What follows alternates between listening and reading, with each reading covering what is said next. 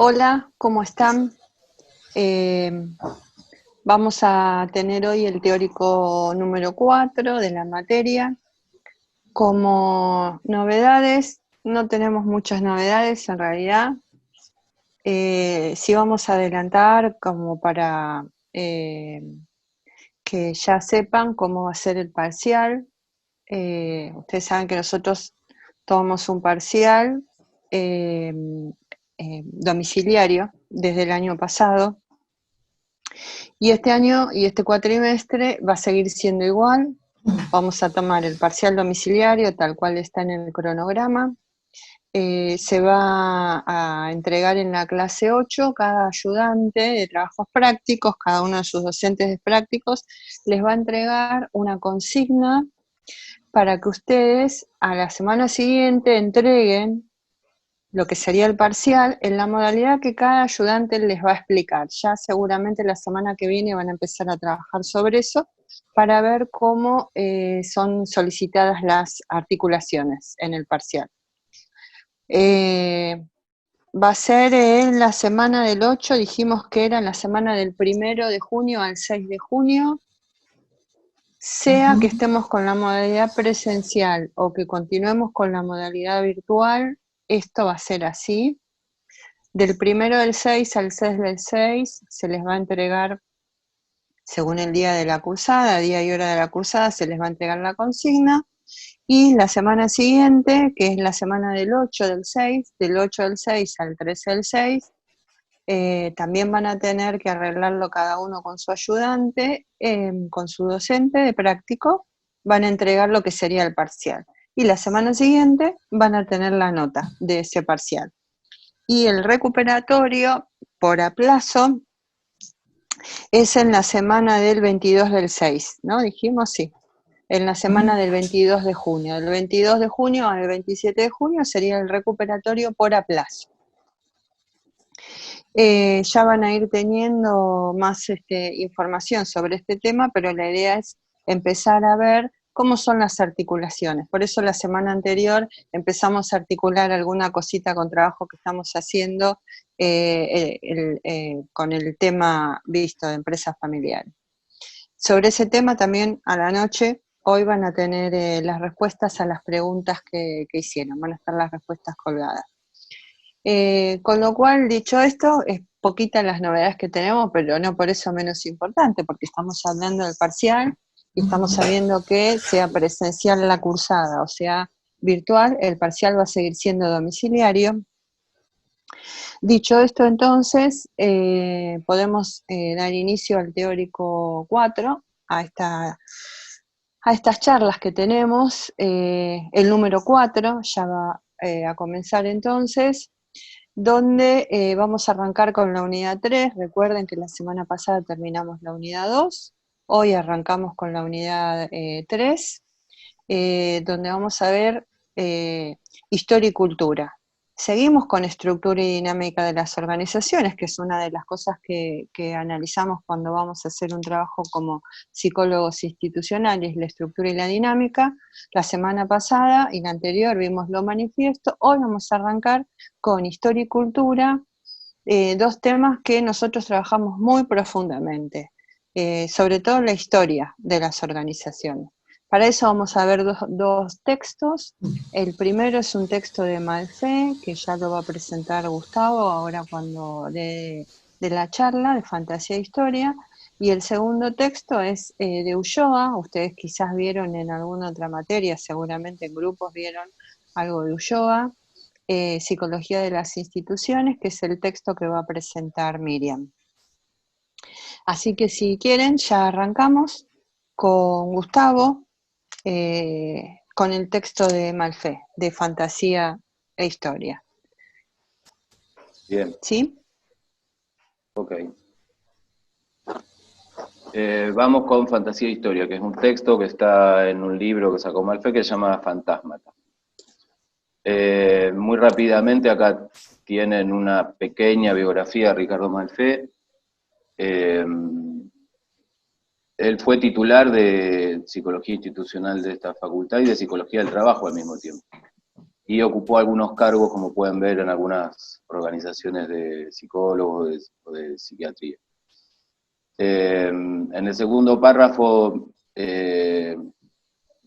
plantea que su mayor interés estaba en encontrar una forma, un dispositivo, podríamos decir hoy, a través del cual la psicología pudiera incidir positiva y saludablemente en los ámbitos de las instituciones, podríamos decir, para nuestra materia, si bien acá lo dice también en el ámbito individual, hacia clínica individual.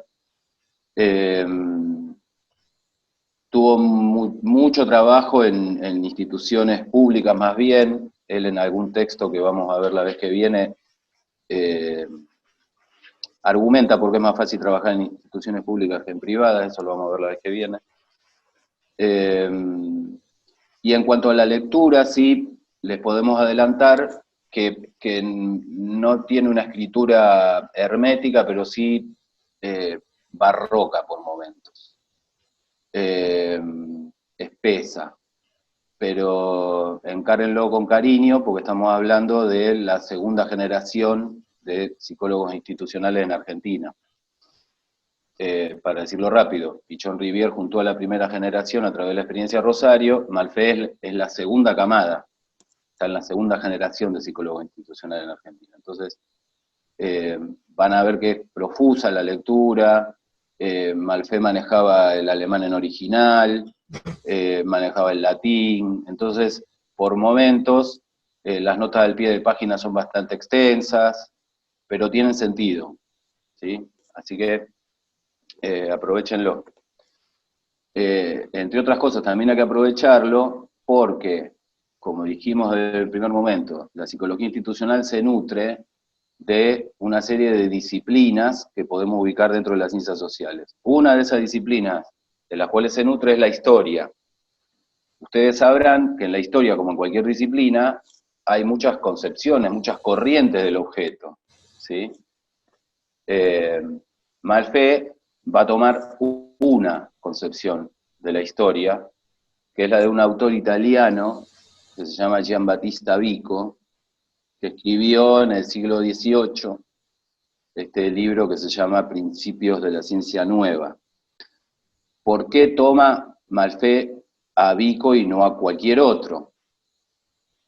Porque Vico manejaba y concebía la historia como un flujo y un reflujo. No la concebía en términos de una linealidad, ni de una acumulación que nos permitiría acceder a algún tipo de progreso material, ¿sí?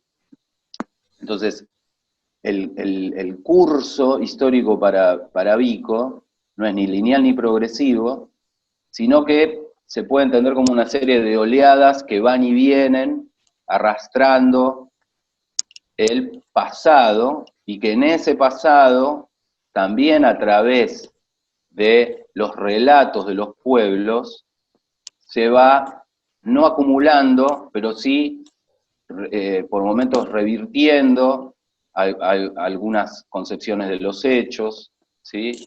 Por momentos reformulando, pero nunca en términos lineales, sino en términos de un curso y recurso, ¿sí? Por recurso, entiéndase una recursividad, como que se va hacia adelante, ¿sí? En el término de construirse un proyecto para una comunidad cualquiera, pero que siempre se vuelve sobre hechos, acontecimientos que ese agrupamiento o esa comunidad considera relevantes y que los retraduce constantemente a lo largo del tiempo.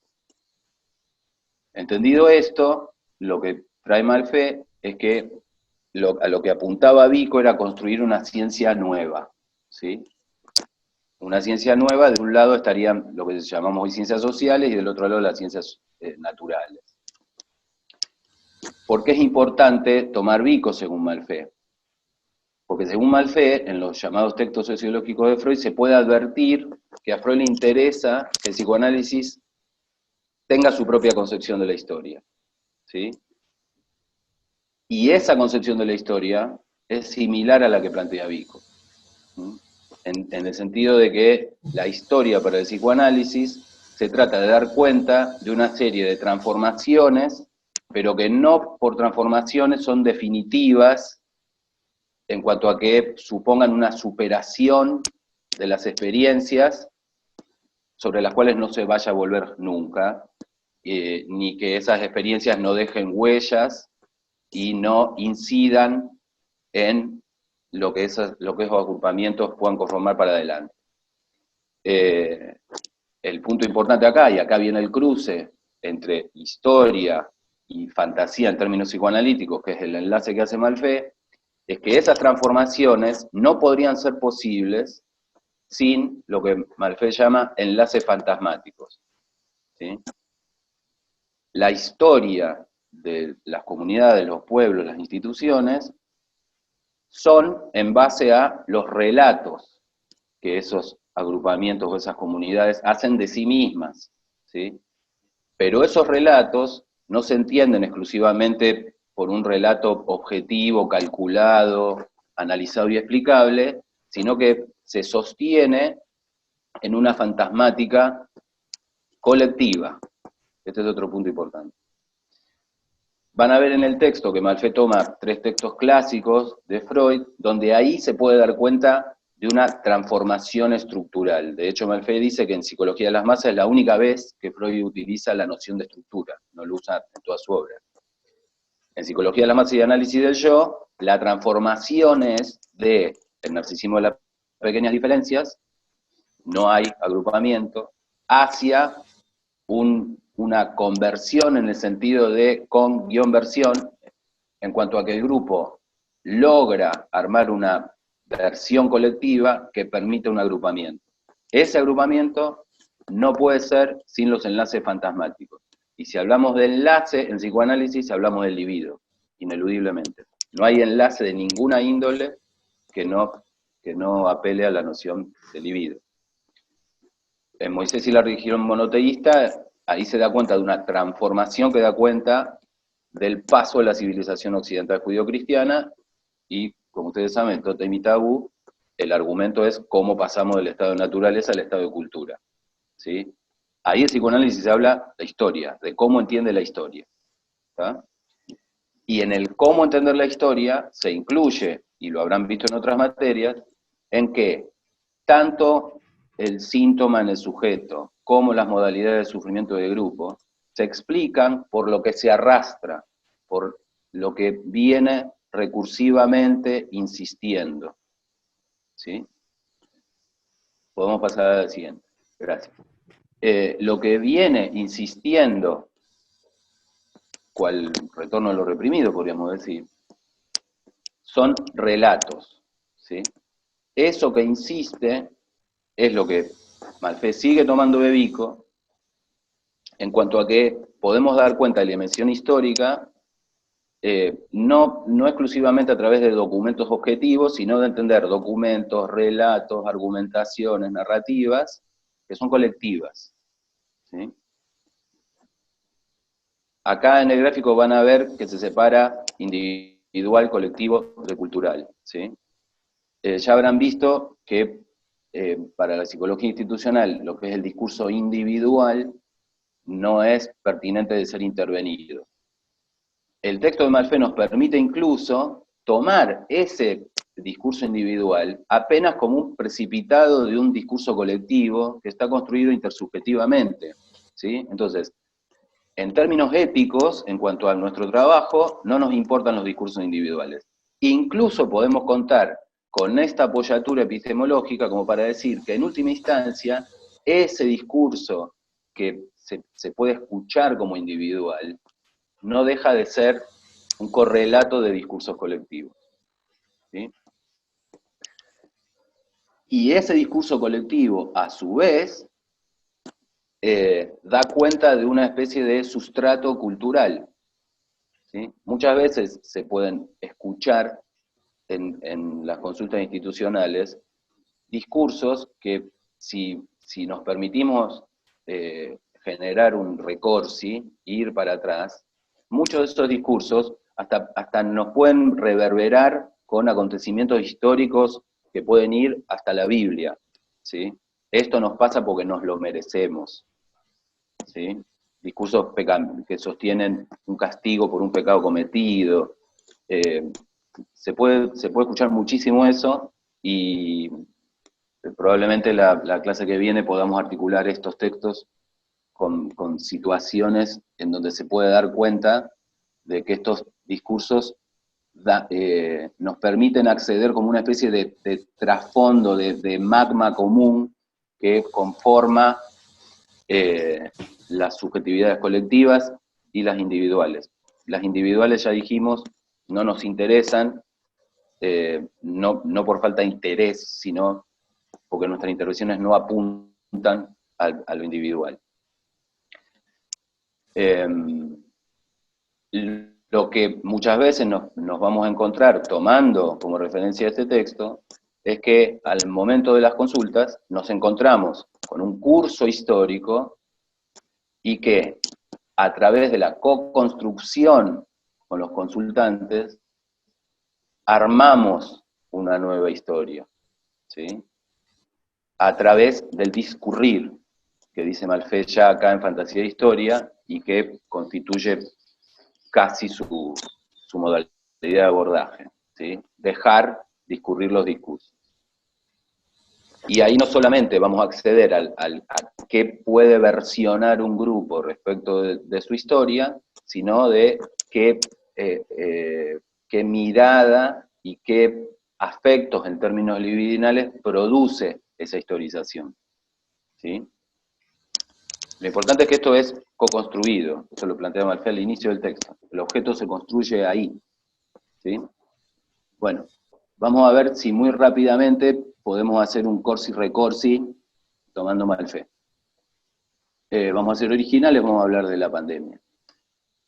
Habrán escuchado que entre la pluralidad de discursos que hay respecto del coronavirus, es que esto que pasa se puede leer como una suerte de castigo divino, ¿sí? Porque hemos maltratado la tierra, porque nos hemos desembosado en consumos irresponsables, y por eso este gráfico, esta foto, bueno, primero incluye una organización, que no es menor, que es la que dice lo que sucede y lo que hay que hacer con lo que sucede. Y supuestamente acá el señor está salvando al planeta. ¿De qué? De nosotros, ¿no? O sea, esto que nos sucede, nos lo merecemos.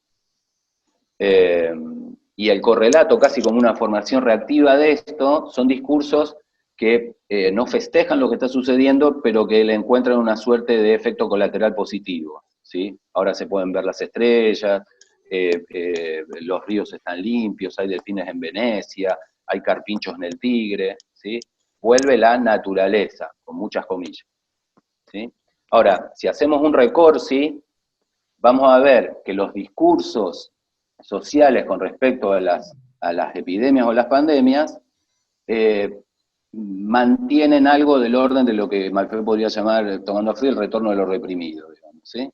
En la mal llamada gripe española, porque se originó en Estados Unidos, la enfermedad era vista por el discurso científico como una suerte de castigo a las poblaciones que no seguían las indicaciones en cuanto a la higiene personal, en cuanto al baño, en cuanto a un desinterés en incluir a la salud dentro de sus prácticas, ¿sí?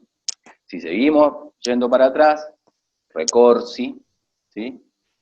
Nos vamos al siglo XIV, donde la peste negra es leída por el poder eclesiástico del momento como un castigo a los infieles, ¿sí? Sea porque no profesaban el catolicismo o porque pecaban en exceso, ¿sí? Este dibujo que da mucho miedo, en realidad eran máscaras que se ponían los médicos para que los malos aromas no les llegaran a las fosas nasales, ¿sí? Pero también es leído como una consecuencia, ¿sí? Las pestes son consecuencias de algo que estamos haciendo mal y que irremediablemente habrían de suceder. Si vamos más atrás todavía, vamos a ver que la llamada plaga de Justiniano, en el siglo VI, la peste era vista como castigo, pero no propiamente de los dioses, porque si ven al fondo del gráfico, del cuadro, perdón, se está pidiendo a los dioses que vengan en ayuda, ¿sí? Y los castigos eran más materiales, porque eran por excesos del imperio, excesos de todo tipo, incluso la represión, la esclavitud, con las colonias, especialmente del norte de África. Entonces la explicación era un poquito más material, ¿sí? En cuanto a que la peste la trajeron igual los otros. Eso es algo que también podemos poner en una suerte de matriz histórica, ¿sí? De los pueblos en su conjunto. El problema viene de afuera, el problema son los otros. Lo que es una paradoja interesante es que estudios posteriores establecieron que la cepa no provino del norte de África, sino de China. Así que ahí tienen otro recorte. Y si apelamos también a las artes, cosa que también planteaba Vico, que tenía que estar dentro de las ciencias humanas, de la ciencia 9, nos vamos a la última, vamos a ver que según el Dante Alighieri, hay una parte del infierno por la cual tenemos que pasar antes del purgatorio para llegar al paraíso, ¿sí? Esto es para mostrar con algo bien actual, ¿sí? Que alcanza con tomarnos de las narrativas actuales como para ver que se sostiene no solo en términos de una lógica racional, sino en términos de lazos libidinales. Hoy podríamos decir, arriesgando un poco, que la gran fantasmática que nos une es tratar de darle sentido a algo que angustia, ¿sí? Porque no sabemos de dónde viene, porque no sabemos a dónde va a llegar. Y es algo que incluso en muchos de estos acontecimientos, incluido la peste amarilla aquí en Argentina, que dio origen a reconfiguraciones institucionales, ¿sí? Y a la aparición de nuevas organizaciones, ¿sí? Esta es la relación entre lo histórico y lo libidinal, inconsciente, que Malfait llama fantasmático, ¿sí? Y que vemos, entre comillas, porque son operaciones de interpretación, pero que co-construido con los consultantes, vemos cómo los lazos libidinales pueden generar en distintos momentos de la institución afectos tanto colaborativos, tanto como competitivos, como autodestructivos por momentos, ¿sí? Cuando llegamos antes de la autodestrucción, podemos hacer algo. Gracias, Gustavo. No, por favor, un placer. Vamos a pasar ahora al otro texto, al texto de Ulloa. Ya se nos hizo la noche de nuevo, siempre no se nos agarra la noche. Vamos a pasar al texto de Ulloa, que así como Malfait es otro autor clave dentro de la bibliografía nuestra, ¿no? de lo que nosotros trabajamos. Bueno, en este texto, Psicología de las Instituciones, una aproximación psicoanalítica de Fernando Ulloa, aquí el autor, que es un traumatólogo y psicoanalista argentino, fallecido hace algunos años, que ha tenido un atravesamiento y un pasaje por distintas instituciones psicoanalíticas, de militancia, pero que ha sido para nosotros uno de los precursores en la psicología institucional. Lo tomamos junto con Ulloa como aquellos que han ubicado a la psicología en este enlace entre pensar los individuos y las instituciones, ¿sí? Desde allí es que en este texto, que es de 1969, va a plantear que pensar a esta práctica de la psicología institucional, dice, en principio lo va a tomar desde una perspectiva psicoanalítica, ¿sí? Desde allí va a ubicar las conceptualizaciones y la metodología, fundamentalmente desde lo que en esa época en la Argentina primaba, que era el psicoanálisis kleiniano, por supuesto con la apoyatura freudiana, ¿no? Pero esta era la base psicoanalítica que predominaba. Y aclara que este trabajo del que estamos hablando constituye más un intento de teorizar una práctica que de practicar una teoría. Decimos que son estos inicios de poder pensar esta articulación, este ensamble, y que por eso este trabajo va a ubicar a lo largo del mismo, hay una idea que está subyaciendo, que es una idea en principio que toma de Elliot Jaques, que es pensar que las instituciones funcionan para los individuos como sistemas que van a utilizar para las ansiedades más tempranas, ¿sí? Esta idea de Jacques Ulloa la va a especificar y va a decir, volvé al anterior, vení, cierto punto, que lo vamos a trabajar en otro momento, que lo va a llamar de la fractura institucional. Esto es, dentro de la institución, lo que le va a permitir a los sujetos funcionar a modo de proyección de los aspectos de las personalidades. Esto podríamos decir que es una hipótesis psicológica que va a transitar y va a sostener el armado teórico que propone Ulloa para pensar la estructura y la dinámica de las instituciones, ¿sí? Modelo teórico que está basado en 3 distribuciones, ¿sí? Pero entonces ahora, sí, a la otra, ¿con qué concepto de institución estamos trabajando desde esta perspectiva de Ulloa? Él dice, al mismo modo que trabajaba y traía el texto de Blecher, que pensar en la institución es pensar desde un concepto ambiguo, porque tanto remite a procesos de institucionalización en este sentido, conductas que aparecen de forma no conscientes y que necesitan ser estabilizadas para poder encontrar un ordenamiento, una regulación, ¿sí? Y organizaciones sociales en donde hay un grupo de personas, hay un emplazamiento geográfico, hay un objetivo determinado. En esta ambigüedad de este concepto de institución, dice, prefiero llamar organismos institucionales. En este concepto de organismos es donde podemos pensar que toma la forma, la institución, esto de lo que estamos hablando, de un cuerpo que tiene vida, un cuerpo que se mueve, ¿sí? Y en algún momento va a traer Ulloa que la similitud con ubicar cierta cuestión antropomórfica, ¿sí?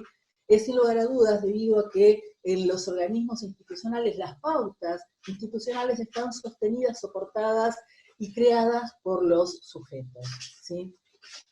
Así como en el texto que trabajamos hace algunas reuniones atrás de tipos de instituciones, Gustavo traía una tipología posible, una clasificación, y que esto tiene que ver con la mirada del investigador. Aquí también Ulloa va a trabajar una aproximación, una tipología, una clasificación, va a decir, en relación a las instituciones o los organismos institucionales se ocupan del hombre enfermo, del hombre aprendiendo, del hombre trabajando y de las instituciones de tiempo libre. Que, es significativo que hace 50 años atrás, o casi ya 60, estas instituciones del tiempo libre en relación al ocio ya lo estaba marcando como un área de bastante restricción, un área que estaba cada vez con menos dedicación, ¿sí? O con menos tiempo posible para ser desarrollada, ¿sí? En el texto ustedes van a leer en esta clasificación, en donde se va a encontrar las situaciones regresivas, progresivas, alienantes, ¿sí? En esto de lo que a él le interesa pensar de estos organismos institucionales. Pero puntualmente, ¿no? En este texto dice, bueno, voy a hacer ciertas proposiciones que tienen que ver hacia la otra, en este cuerpo teórico, en este modelo teórico que tiene que ver con lo que podemos ubicar con el Ulloa de la primera época, ¿sí? En donde dice que toda institución está sostenida, está organizada en un trípode, ¿sí? Que son 3 distribuciones. Una distribución geográfica, una distribución de tiempo y una distribución de responsabilidades o de roles y funciones. Esta distribución es lo que se puede graficar en un organigrama, ¿sí? Y es poder mantener dice él, ciertas regularidades, y que estas regularidades pasan y toman, se pueden observar en lo que es la dinámica institucional, ¿sí? En esta dinámica institucional que hay puntos de referencias que van a implicar elementos diferentes, elementos heterogéneos que necesitan ser interconectados, relacionados. Y dice, estos observables, estos puntos de contacto, ¿sí?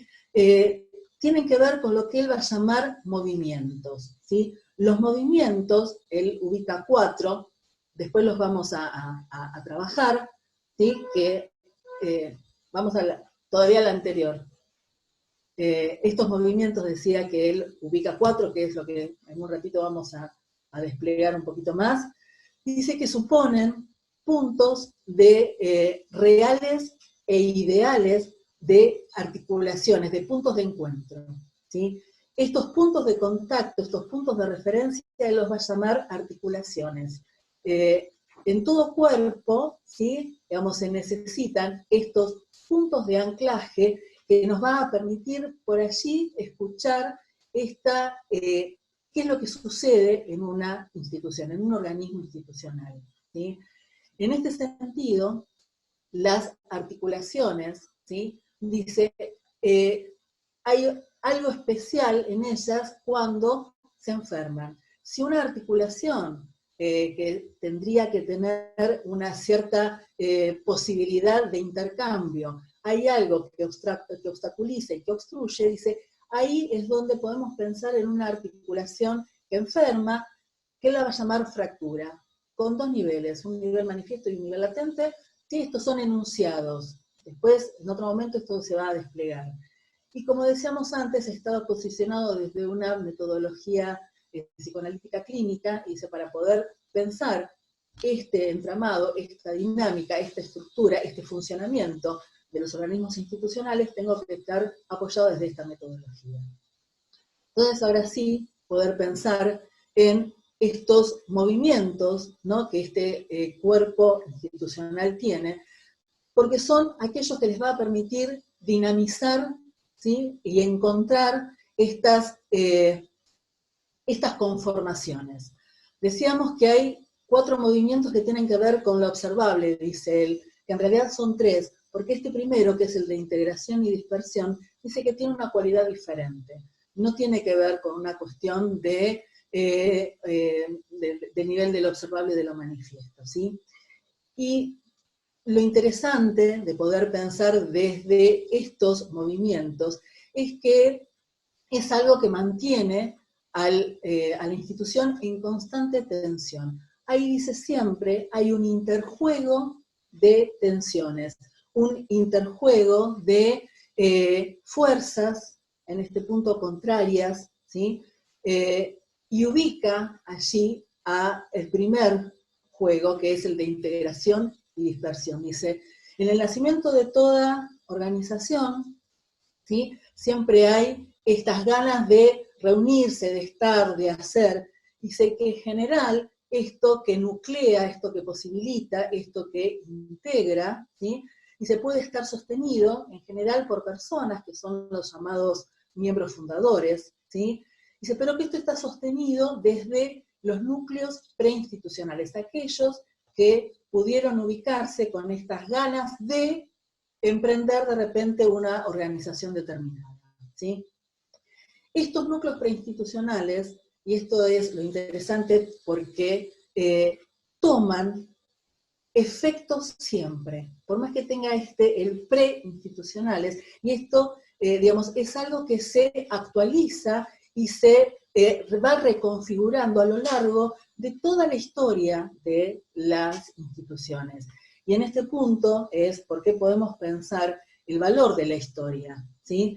El valor de la historia de la institución nos va a permitir ubicarnos en, como decía antes Gustavo, en el curso y en el recurso, en estas idas y vueltas que en este punto, en este lenguaje, podemos pensarlos desde estas tensiones y desde aquello que obstaculiza, obstruye lo que sería una cierta progresión, ¿no? un ir hacia algún otro lugar. En función de estos núcleos preinstitucionales, va a plantear Ulloa que no necesariamente siempre se trata de personas individuales, sino que pueden ser agrupaciones que decidan reunirse, ¿sí?, y conformar una nueva organización. Pero también dice que pueden suceder en situaciones en el proceso de institucionalización que se vuelve, ¿sí?, a un cierto lugar. En este punto marca que están compuestos estos núcleos preinstitucionales por elementos racionales, pero fundamentalmente por elementos emocionales, ¿sí? Podemos en este punto ubicar que cuando hay una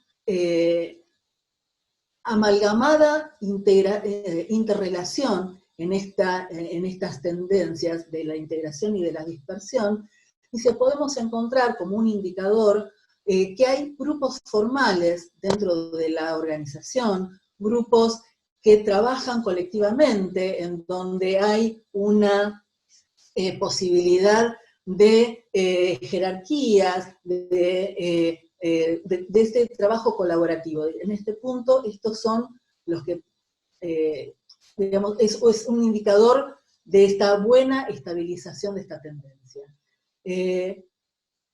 Va a también ubicar Ulloa que podemos hacer una extrapolación, ¿sí?, y tomar en este sentido a la dualidad pulsional en tanto eros y tánatos, ¿sí?, en donde el eros viene a funcionar a modo de esta tendencia de integración, que es la que permite nuclear, aglutinar, ¿sí?, y hacer un todo, y que siempre en esto está esta dispersión, o este tánatos, en donde está la posibilidad de quiebre, la posibilidad de ruptura, la posibilidad de desintegración, y que incluso, va a marcar Ulloa, que en un organismo institucional, en donde se dan estas situaciones de crecimiento y de complejización, dice, allí también puede estar funcionando esta tendencia de la dispersión, en tanto tal vez no esté la posibilidad de crecer de una manera amalgamada y que se tenga que producir algún tipo de ruptura, ¿sí?, que el crecimiento, digamos, no permite una cuestión de escalonamiento, entonces que tenga que hacerse de una manera bastante abrupta. Desde allí es que plantea que hay ciertas cuestiones no explicitadas en estas conglomeraciones, en este aglutinamiento, que esto no explicitado, esto que queda del orden de lo no consciente, de lo no dicho, es lo que puede producir en algún momento alguna crisis, y que ante esta crisis lo que se propone es una regresión, ¿sí? ¿Regresión a dónde? Regresión a un modo anterior de vinculación, ¿sí? Y dice, por ejemplo, puede suceder que en una organización, dice, había sucedido algo con un empleado que había sido echado por lo que se suponía que era una malversación de fondos, ¿sí? Esto que no había quedado claro, no había sido explicitado, dice, después aparecía a modo de repetición en una nueva persona que estaba ocupando ese lugar, en donde quedaba, ¿sí?, una situación conflictiva, quedaba una situación de obstaculización de alguna forma, de cierta patología, en relación a este sector, ¿sí? Esto, me va a decir Ulloa, en todo caso, pudiéndose establecer cierta cuestión histórica, cierta cuestión de análisis de estos grupos o núcleos preinstitucionales, seguramente allí pueda llegar a ser destrabado algo, ¿sí? Este movimiento de integración y dispersión tiene un complementario, que es este segundo movimiento, que es el de la circulación entre la institución y el contexto. Circulación que se da en función de aquello que produce la institución, ¿no? Entonces va a decir, bueno, una institución puede producir sujetos, en tanto una escuela produce sujetos que saben en función de la educación, pero también pueden ser de materias primas. Entonces, esta complementariedad es en función de lo amalgamado o no que esté esta fusión de la integración y dispersión, dice, es que esta circulación también va a tener más o menos dificultades. Un punto, un indicador para poder, que esto es un observable, para poder ubicar algo de la circulación, dice, es el grado de efectividad, ¿sí? La relación que existe entre el objetivo explícito de la organización y el resultado que tenga. Y por otro lado, los medios que utiliza para llevar adelante ese objetivo y los fines concretos. Dice, y allí algo de la racionalidad en función de los medios es algo importante como indicador. Trabaja allí un ejemplo de un psiquiátrico, ¿no? En donde uno podría pensar que el objetivo explícito sería poder reinsertar o poder, aquella persona que tiene algún padecer mental, ¿no? Que pueda tener en un psiquiátrico esta posibilidad de reinserción. Dice, este objetivo, que sería la mayor cantidad, dice, nos encontramos con que en el resultado hay una diferencia muy grande, porque conocido es que muy pocas gente, o sea, el número de salidas de las personas que están en un psiquiátrico, ¿sí? Es mucho mejor, y ahí hay una inadecuación, diríamos, en estos términos, del objetivo explícito y del resultado. Y en función de los medios y los fines, dice, bueno, en lugares en donde tal vez debiera haber más personal de salud, lo que encontramos, ¿sí?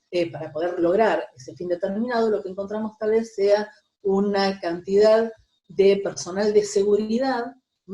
De alguien que no está directamente con lo que sería la tarea primaria o el desarrollo de esa tarea de esta institución, ¿sí?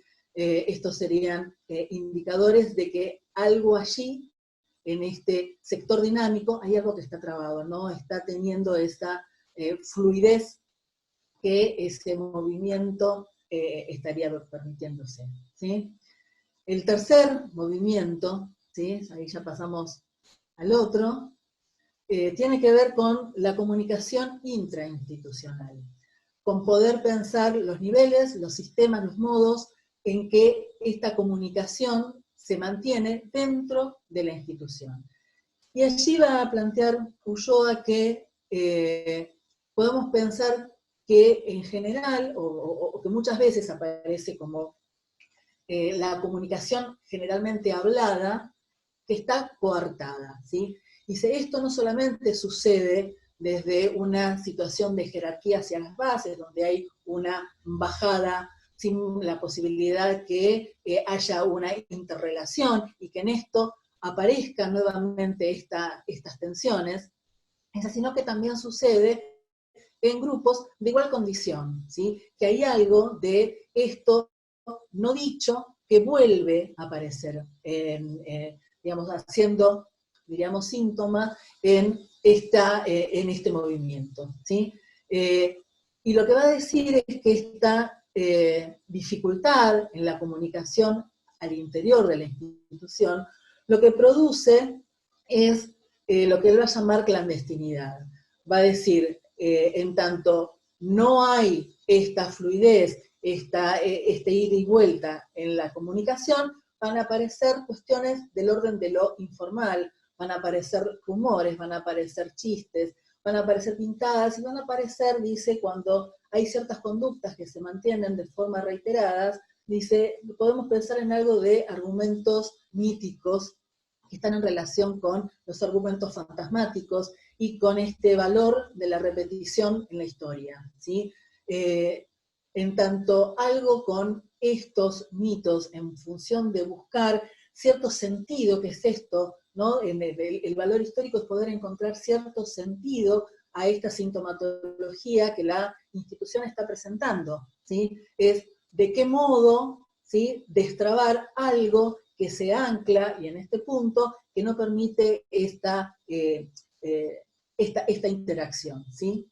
Y dice que nos podemos encontrar con modos estereotipados, en tanto ciertas formas de estar en la organización, dice que tendría que ver con no una conducta habitual, dice, pero se toman sin nivel de conciencia, se toman y se incorporan a la forma habitual de estar en la institución, ¿sí? Y el último de los movimientos que él plantea aquí tiene que ver con la relación formal y fantasiada entre los individuos y la institución, ¿sí? Dice que más que un índice o un indicador de este movimiento, para poder pensarlo desde este lugar observable, dice que más que un indicador es un sentimiento, porque tiene que ver con el grado y tipo de pertenencia que los sujetos que forman parte del organismo institucional sienten. Y allí, dice, hay un anclaje que tiene que ver con las pautas institucionales, con aquello que de la institución plantea, y en esto es lo que habla de la relación formal, dice, pero que también está sostenida y apoyada desde lo que la institución implica para el individuo. Y en esto, ¿no?, también podemos traer a ciertas cuestiones que trabajábamos de CAES, ¿sí? Y va a decir acá Ulloa que la institución para los individuos pueden resultar siendo un soporte identitario, con lo cual, si la institución es un soporte, dice, seguramente haya bastante resistencia a poder modificar ciertas acciones y ciertas conductas. En tanto que si la institución forma parte de un medio es un instrumento, dice, esta posibilidad, esta posición promueve cambios institucionales, ¿sí? El pensar en la inclusión de Ulloa en esta parte de pensar la historia, ¿sí? Tiene que ver con esto, con estos dinamismos que se dan en los relatos institucionales, como bien trabajaba antes Gustavo, ¿sí? Que en estos relatos institucionales no son sin estas tensiones, no son sin ese ida y vuelta de aquello que constituyó en un momento y que queda anclado, enquilosado, y que es necesario, yo lo voy a plantear desde estos observables, porque está pensando a la institución como un todo, ¿sí?, como un sistema en este sentido, y que en donde se van a asentar ciertas patologías que a través de la historia vamos a poder darle algún otro sentido a esto que nos llaman en función de un padecer institucional, ¿sí? Bueno, con esto, digamos, en otra charla vamos a trabajar los otros conceptos de Ulloa, ¿sí? Pero hasta acá lo que viene con la estructura y dinámica en las instituciones, con la historia. No sé si bueno, quieren... bárbaro, gracias Miriam.